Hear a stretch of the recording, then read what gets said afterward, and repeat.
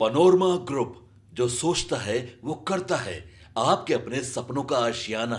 2025 के चुनाव के लिए हम लोगों ने 2 महीना पहले से ही स्टेट कमेटी की बैठक बुला करके और हम लोगों ने तय किया है।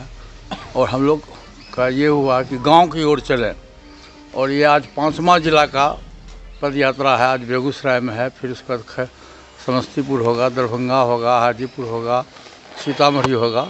तो हम लोग अपने पार्टी के संगठन को गांव स्तर से लेकर। नमस्कार, आप देख रहे हैं सिटी पोस्ट लाइव और मैं हूं आपके साथ हर्षिता प्रताप सिंह।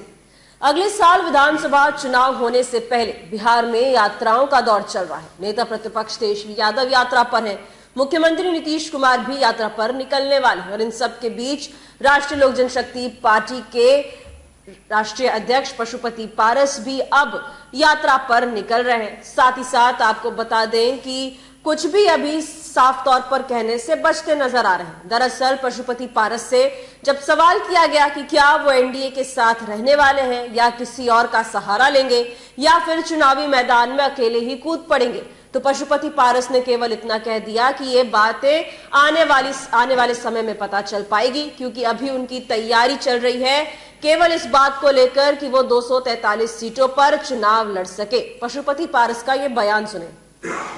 सभा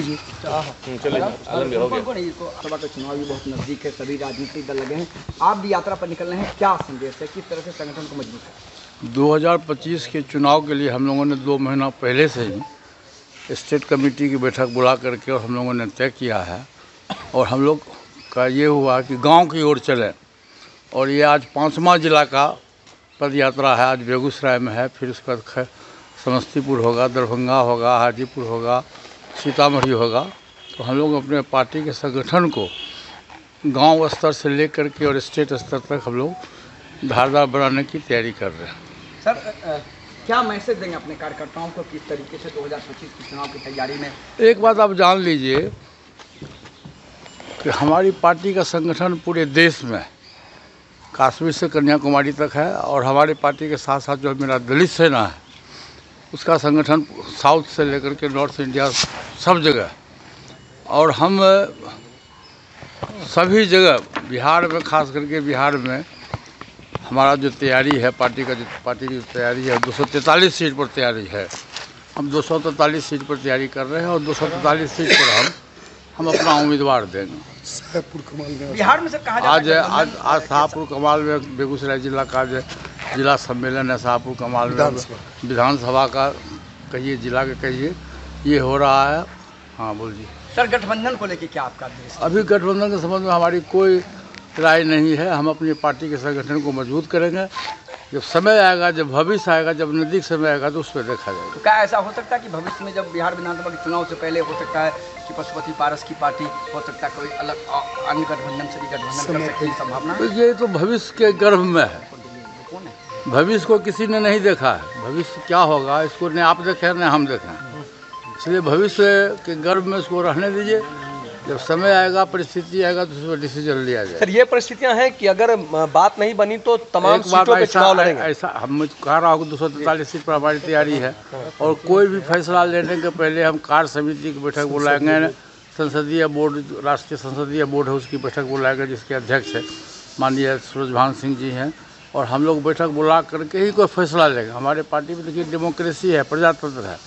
जो भी डिसीजन होगा कि हम किसी के साथ जाएंगे, नहीं जाएंगे, अकेले लड़ेंगे, ये जो पार्टी का फैसला होगा वो फैसला को हम लागू करेंगे। सर, एक महत्वपूर्ण सवाल है, आज भारत में जिस तरीके से भीमराव अम्बेडकर के राष्ट्रीय लोक जनशक्ति पार्टी को लेकर ये एक बड़ा कंफ्यूजन है कि क्या वो एनडीए के साथ चुनावी मैदान में उतरेंगे, क्या पशुपति पारस विधानसभा चुनाव में एनडीए का साथ देंगे या फिर किसी और ऑप्शन की तलाश करेंगे।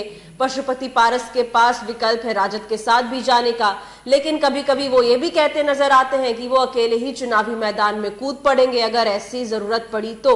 साथ ही साथ कुछ दिनों पहले लगातार पशुपति पारस की पार्टी की बैठकें हुई थी। कहा जा रहा था कि ये जल्द फैसला ले लिया जाएगा कि पशुपति पारस एनडीए के साथ रहेंगे या फिर नहीं। लेकिन बैठकें तो हुई, लेकिन कोई भी ठोस तरीके से जानकारी निकलकर सामने नहीं आई, कोई भी ठोस फैसला नहीं लिया जा सका और अब पशुपति पारस यात्रा पर निकल रहे। आपने उनका बयान सुना, उन्होंने बताया कि पार्टी की ओर से ये डिसाइड किया गया है कि अब यात्रा पर जाया जाए, गांव में जाया जाए और लोगों से जुड़ने की कोशिश की जाए। साथ ही साथ जब उनसे सवाल किया गया कि वो आखिर विधानसभा चुनाव में किसके साथ रहेंगे, किसके साथ मिलकर चुनाव लड़ेंगे, तो इस पर उन्होंने कोई जवाब नहीं दिया। केवल इतना कह दिया पार्टी की बैठक होगी, पार्टी के सारे लोगों के साथ विचार विमर्श किया जाएगा और भविष्य में इस बात को लेकर फैसला लिया जाएगा कि आखिर उनकी पार्टी किसके साथ चुनावी मैदान में उतरने वाली है। उन्होंने कहा यह फैसला भी जल्द ले लिया जाएगा।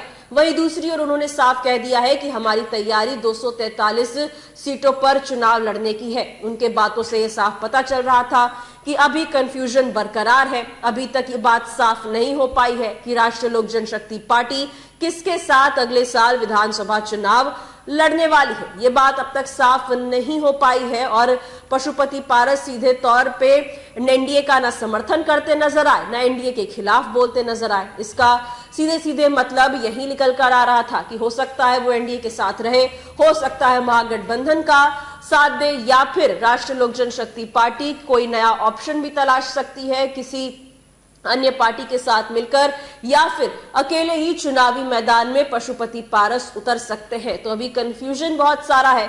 पशुपति पारस भी साफ तौर पर कुछ भी कहने से बचते नजर आ रहे हैं, लेकिन जिस तरीके से बिहार में तमाम बड़े बड़े नेता इस वक्त यात्रा पर निकल रहे हैं, यात्राओं का दौर जारी है, तो अब पशुपति पारस भी चुनावी मैदान में कूद पड़े हैं और अपनी यात्रा की भी शुरुआत कर डाली है।